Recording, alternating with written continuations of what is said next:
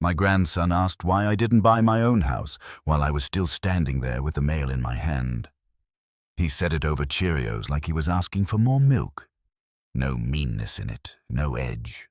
Just a boy with bedhead and a spoon repeating something he'd heard often enough to think it was simple truth. My son didn't look up right away. That was the part that stayed with me. The coffee had just finished dripping when I came up from the downstairs den. I could smell toast and Claire's vanilla creamer and the cold damp off the mudroom where the kids had kicked off their shoes the night before. There were 2 backpacks by the bench, one tipped over with a purple folder half out of it, and the weatherman on Channel 10 was talking about lake-effect clouds pushing farther south than usual. Ordinary, weekday morning, school morning. The kind of morning a man can step into and tell himself he belongs there. I had the mail tucked under one arm and my reading glasses in my shirt pocket. Utility bill. Grocery. Circular, a bank envelope, one piece of junk mail with my name misspelled. Eli looked up from the table and said, "Grandpa, why don't you just get your own house if Dad pays for this one?" He had milk on his upper lip. Lila, his little sister, was working the red marshmallows out of her cereal with careful fingers, too young to understand the sentence but old enough to feel the room change. Claire was at the counter packing lunches, pressing the air out of a sandwich bag with the flat of her hand. Daniel stood by the sink in his work boots and grey quarter zip, looking at something on his phone. I kept my hand on the back of the chair at the end of the table.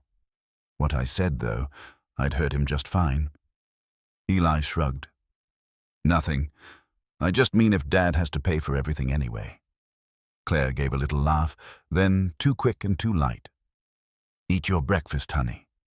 Daniel finally looked up. He smiled the way people do when they want a thing to stay small. "Kid talk," he said. "Don't start before 8 in the morning." He took the stack of mail from under my arm as he passed me, not rough about it, not even especially conscious of it, just reached and took it. "I'll sort this," he said. That was another thing that sat wrong. It was my mail. One envelope had my bank's return address on it. Another was the property tax insert for seniors the county still sent to my old address even after 2 years of forms and corrections. Daniel flipped through the stack with his thumb while taking a drink of coffee, and I stood there with my empty hand on the chair back like I'd brought something in from outside and no longer had any use for it. I sat down slowly. "Morning to you too," I said. Daniel gave me half a grin. "Morning, Dad." I've never been a man who needed a room to stop for him. That was never my style. I worked 38 years as a union electrician, and most of that time if something needed fixing, running, carrying, wiring, planning, or paying. I did it and kept moving. My wife, June, used to say I had a talent for taking the weight out of things before other people even noticed there had been weight there to begin with. She meant it kindly. That kind of life can fool a man. You do enough in silence, people start thinking silence is all you are. I moved into Daniel's house 11 months after June died. That's the short version people use. The longer version is that my place out in Gahanna got too quiet in ways that weren't good for a man. The furnace sounded too loud. The refrigerator sounded too loud. I'd find myself standing in the hallway with no idea why I'd walked there. Daniel said the kids would like having me close. Claire said the downstairs had a full bath and its own entrance. Everyone used words like practical and better and easier. I used them too. At my age, you learn how often dignity gets dressed up in practical clothing. "Grandpa helps too," Lila said suddenly, not looking up from her bowl. "Sure he does," Daniel said, still going through the envelopes, here and there. He said it easy, no cruelty in the tone at all. Maybe that made it worse. Eli looked at me. "Like groceries." "Stuff like that," Daniel said. I watched him separate the envelopes into little piles on the counter. School flyer, power bill, credit card offer. My bank envelope set off to one side like it was all part of the same household machinery and naturally passed through him first. Claire slid a lunchbox shut and set it by the backpacks. "Walt, can you grab Lila's water bottle from the mudroom on your way down? I think she left it on the bench." Sure, I said. I did not say, it's Walter on my bank statements. I did not say, that envelope is mine. I did not say the money I send lands in this house, same as yours. A man can lose a lot of ground by waiting for the right tone. Daniel looked over the top of the mail stack. You got that electric thing set up, the way I showed you? I looked at him. What electric thing? The online payment. For your share. Claire glanced over. Then quick, not wanting to be in the middle of anything. Eli looked interested now in the way children get interested whenever adults start talking in numbers. I've been sending it the same way I said. Daniel shrugged. I know, just easier if it's all cleaner. Cleaner. That word landed harder than it should have. My share. Cleaner. Groceries, here and there. June used to keep a little notepad in the junk drawer by the phone. Appliance repair. Church potluck. Birthday gift for Karen's baby. Replace porch bulb. She wrote everything down in a small tight hand and crossed items off with satisfaction like she was pruning a bush. After she died, I found that pad half full and put it in a kitchen drawer I barely opened. Some things a man keeps not because he uses them, but because throwing them away would feel like agreeing the world had changed correctly. Daniel was saying something about rates and escrow now more to Claire than to me. I only caught pieces.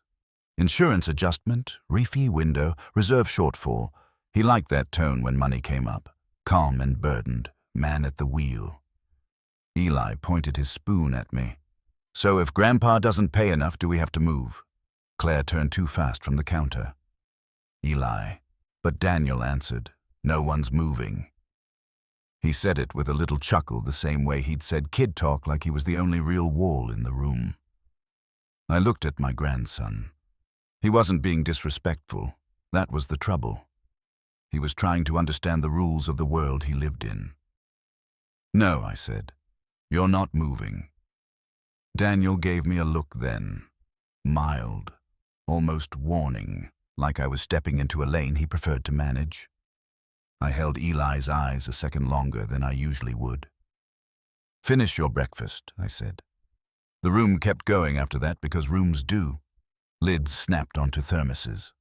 Claire found the water bottle under a hoodie in the mudroom. Lila complained one sock felt weird. Daniel checked the time and said they had to move. I took my coffee black and mostly cold. By 7:48, the front door had opened and shut 3 times, and I was alone with the low TV and the smell of cinnamon toast and the damp ring my mug had left on the table. My bank envelope was gone from the counter. I stood there a while looking at the empty spot. Then I went downstairs. The den still held the faint coolness of the basement no matter what season it was. Recliner by the window well. Lamp June had picked out at a church rummage sale 15 years ago. My flannel shirt over the back of the chair. On the side table sat the manila folder I kept meaning to thin out and never did. Statements, notes, a photocopy of the loan papers from when Daniel bought the house, and a yellow sticky note in my own blocky hand reminding me to ask about the reserve account if the payment changed again. I sat down, opened the folder, and laid the pages across my knees. There it was, same as every month. My transfer out on the 3rd, the mortgage clearing on the 4th. For a long minute I just looked at those 2 lines sitting one above the other, neat as fence rails. Upstairs, muffled through the vents, I could hear Daniel come back in for something he'd forgotten. A drawer opened. His voice carried just enough for me to make out one sentence before the door shut again. I swear sometimes it feels like I'm carrying everybody. I sat there with the folder open on my lap and understood maybe for the first time that this thing in the house was bigger than a child's question. I sat there a while longer with the folder open on my lap and the house quiet again overhead except for the furnace kicking on and the little creak this place made when the heat came through the vents. That sentence stayed in the room after Daniel left. Sometimes it feels like I'm carrying everybody. He'd said it to nobody in particular. That almost made it worse. A man tells the truest version of himself when he thinks no one's listening. I took off my glasses and rubbed the bridge of my nose. The paper in my hands had gone soft at the folds from being opened and shut too many times. June used to get on me about that. She liked things in files tabbed, squared up, clipped. She said paper had a way of turning into trouble if you let it lie around loose. She was the sort of woman who wrote the appliance warranty date on the box in black marker before breaking it down for recycling.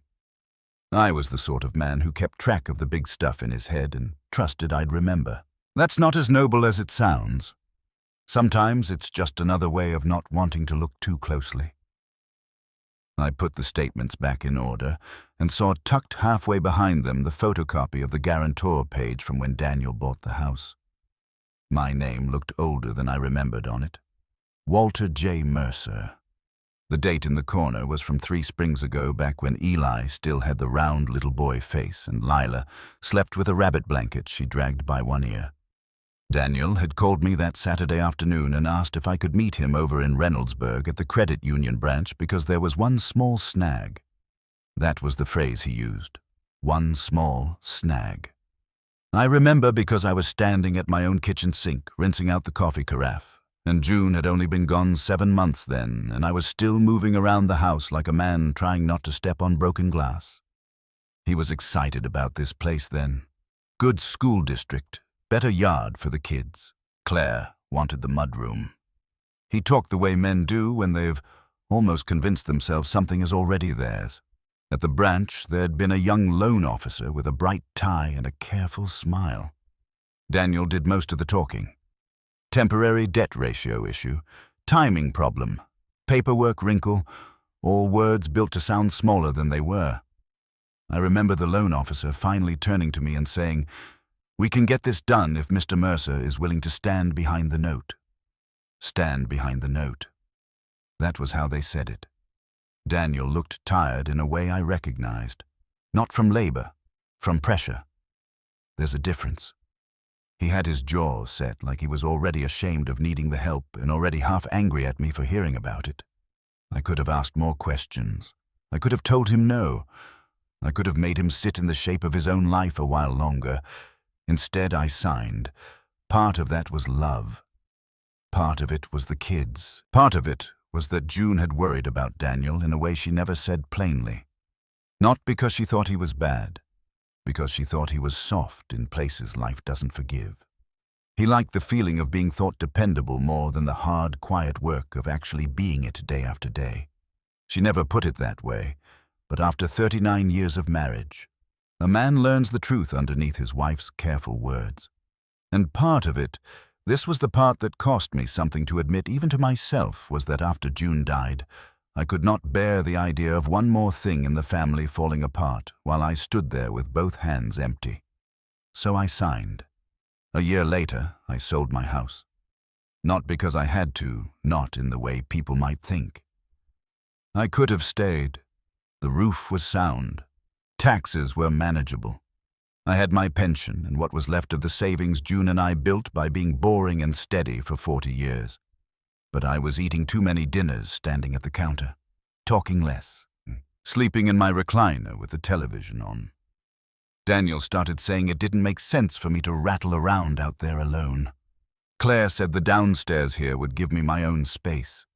The kids were old enough to like having Grandpa around and young enough not to mind it. I heard care in all that. Maybe there was care in it. There was also convenience. Family arrangements are usually made of both. I moved in, and after the sale money cleared, I started transferring over what I told myself was my fair share. Not rent. I would have balked at the word if anyone had tried it on me.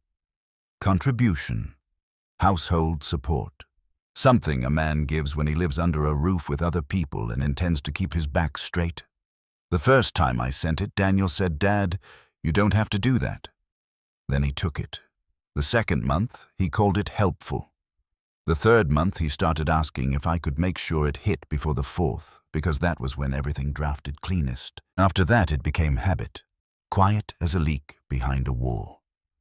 By noon, I'd put the folder away and driven my old Ford over to the hardware store on East Broad for furnace filters Claire said they needed, and weather stripping for the back door. The cashier was a boy with a patchy beard who called me boss and slid the receipt across the counter without looking up from his chewing gum. Outside, the wind had picked up, the kind that finds the gap between your jacket collar and your neck, even when you think you've zipped it high enough. I stood by the truck a minute longer than I needed to. It would have been easy standing there to tell myself the morning had been nothing. Children talk.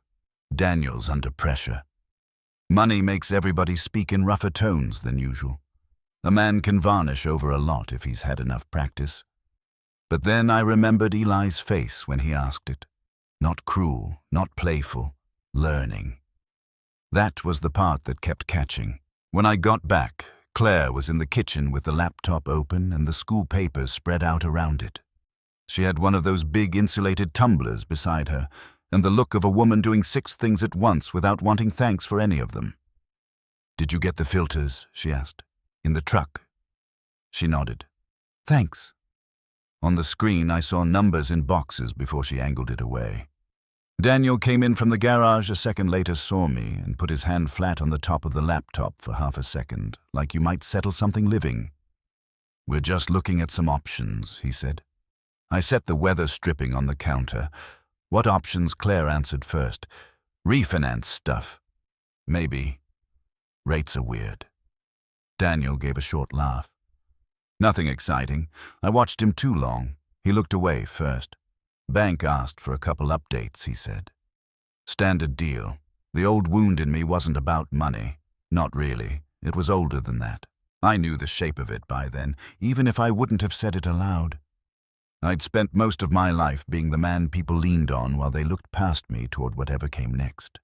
At work, the younger foreman who wanted my fixes without my name on the meeting notes. In family life, the errands that got done, the bills that got covered, the Christmas lights that appeared on the house, the dead battery replaced before dawn, the storm window latched before the rain came. None of that used to bother me. It was a good life, a useful life. But there's a difference between not needing applause and being rewritten as an afterthought. That evening, Daniel picked the kids up because I had a dentist appointment. By the time I got back, the house smelled like taco seasoning and dryer sheets. Lila had left one pink sneaker in the middle of the hall. Eli sat at the kitchen island doing math homework, hunched over the page, like the numbers had insulted him personally. Daniel was on the phone in the family room, voice low, but not low enough. "No, he's here," he said. "Yeah, downstairs mostly." "No, he's not on the primary, just..." He stopped when he saw me. Then he turned his shoulder a little. A small movement, a practiced one. I went to the mudroom and took my time hanging up my coat. The old anger in me was not hot. It was colder than that. Older. The kind that makes a man set things down carefully because he knows if he doesn't, something in him might crack open louder than he intends. At dinner, Eli asked if I could come to Grandparents' Day next month, even though I lived with them already and saw the house all the time. Claire told him not everything had to be said out loud. Daniel smirked into his plate. I said I'd be there. Then, because I was tired of pretending the shape of things didn't matter, I asked, "Who were you on the phone with?" Daniel took a drink of water before answering. "Bank." "What for?" He set the glass down. "Dad, it's nothing dramatic." I didn't ask if it was dramatic. Claire looked between us but kept her hands in her lap. Daniel exhaled through his nose. "Just a file review. Income reserves, some cleanup. Melissa from the branch wants to go over a few things tomorrow." His tone when he said cleanup scraped across me the way that word cleaner had in the morning. "Does she need me there?" I asked. He gave me that same mild look again, the one he used when he wanted me to stay in the size he'd chosen for me. "No, it's my mortgage." Eli looked up from his taco. "See, Dad pays it?" Something inside me went very still. Daniel didn't correct him. Not then. Not even with Claire sitting right there. Not with my face 3 feet away. Not with his own son offering him the lie gift wrapped. He just reached over and ruffled the boy's hair. The next morning, Melissa Harlan called at 8:17 while all four of them were in the kitchen and I was standing at the counter with my coffee. Daniel hit speaker for a second by mistake or carelessness. I still don't know which, and her voice came into the room clear as church bells in winter. "Good morning, Mr. Mercer," she said.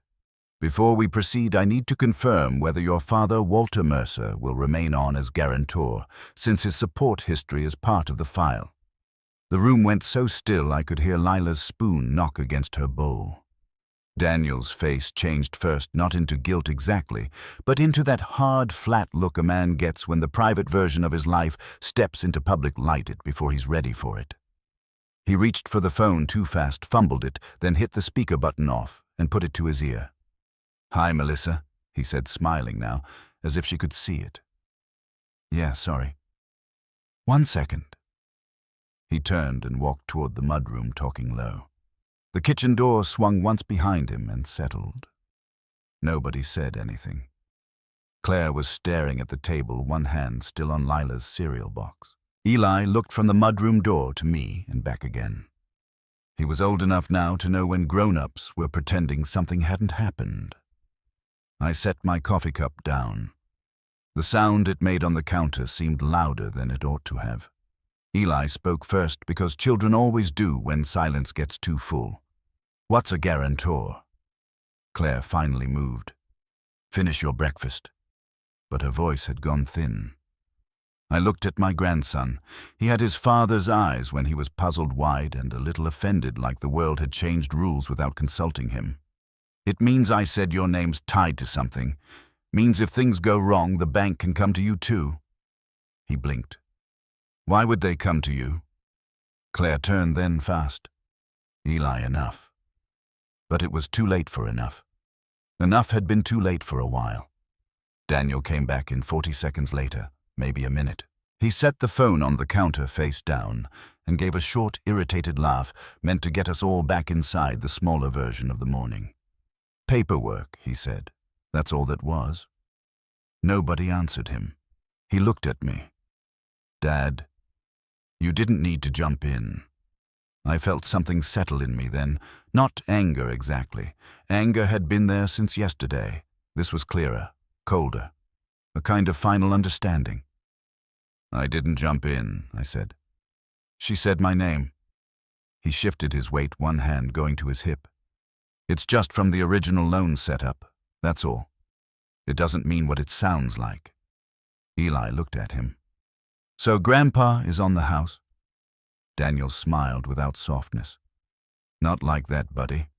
I had spent too much of my life listening to words get trimmed until they no longer resembled the thing they were describing." I turned and walked downstairs. Behind me I heard Daniel say, "Dad," in that warning tone again, the one he'd been using on me like I was a man likely to complicate things. I kept going. The den smelled faintly of dust and cedar from the old chest against the wall. I opened the drawer beside the recliner and took out the manila folder. My hands were steady. That surprised me. When I came back upstairs with it, they were all still in the kitchen. Daniel had not gone to work.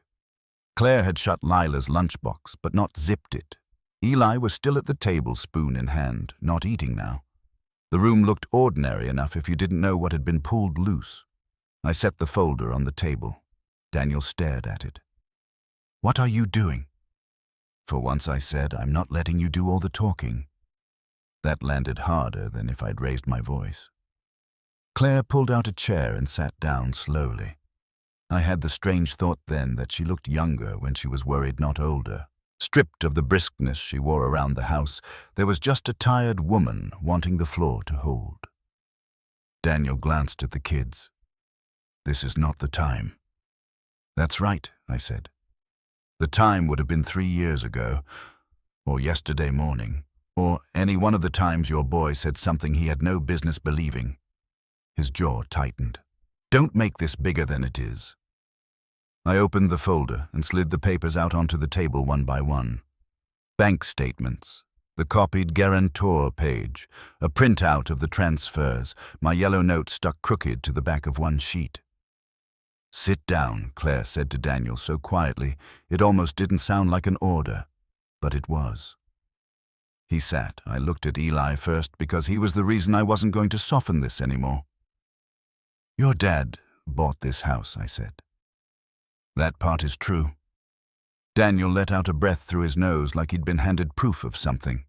I kept going, but he did not carry it by himself.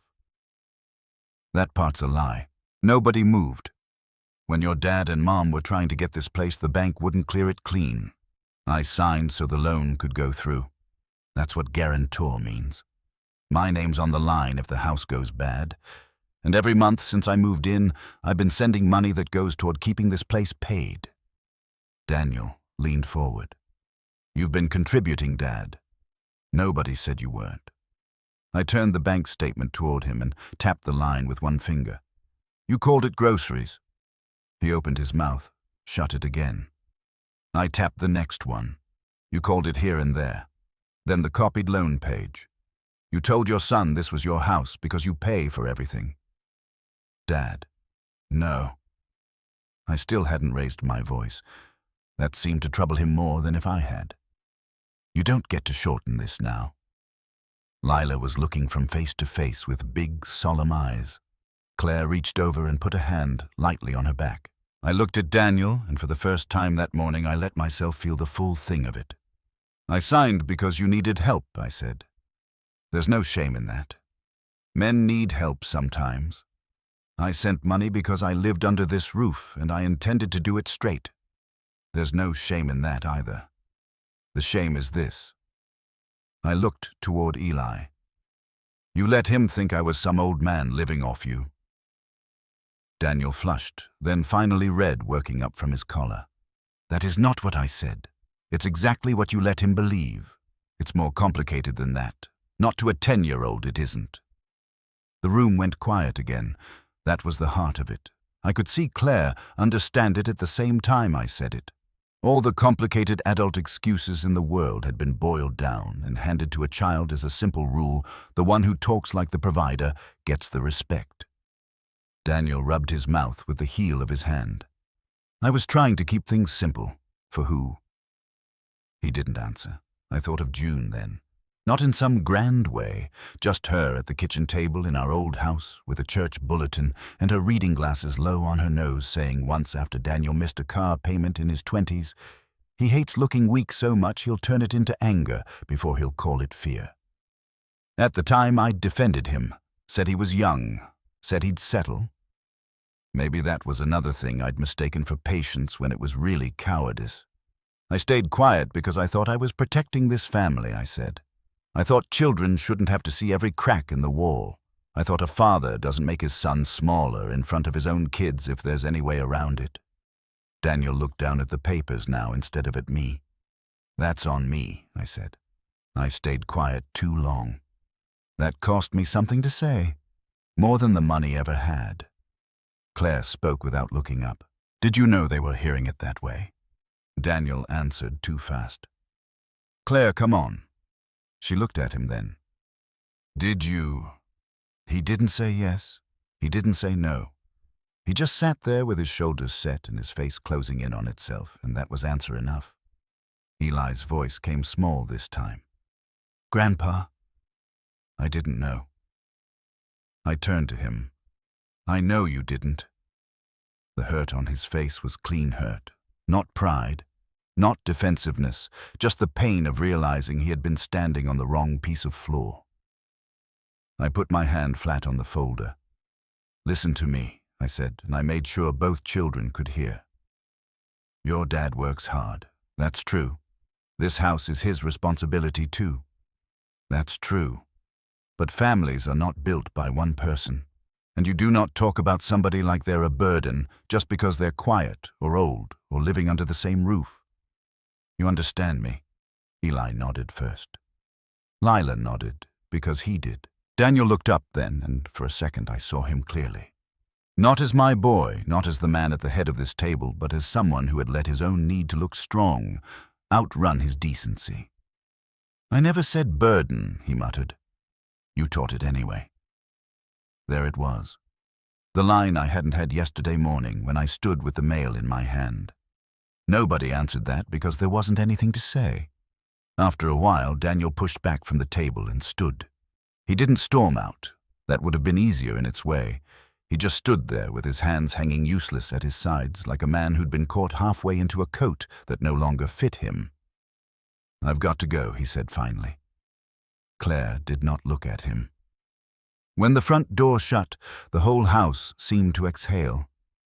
Not in relief exactly. More like what happens after a hard freeze when something in the pipes starts moving again. I went downstairs with my folder and sat in the recliner for a long time. The morning light through the window well had shifted, by then gone flatter. On the side table sat the lamp June bought at the rummage sale. I touched the worn brass at its base and thought how many years a woman can spend trying to teach two hard-headed men the same lesson in two different languages. Near noon, there was a soft knock on the half-open door. Eli stood there holding the mail in both hands. He had stacked it carefully. My bank envelope on top. "I found this upstairs," he said. I looked at him a second before I answered. "All right." He came in and set the stack on the table beside my chair, gentle as laying something down at church. Then he said, "Grandpa, I put your mail by your chair. It's yours." There wasn't a grand speech after that. No hugging all around. No magical fixing of anything that had been cracked open. I just nodded and put my hand over his for one brief second before he went back upstairs. After he left, I sat there with the mail beside me and the quiet house above me. And for the first time since I'd moved in, this room did not feel like some place I had been allowed to use. It felt like mine.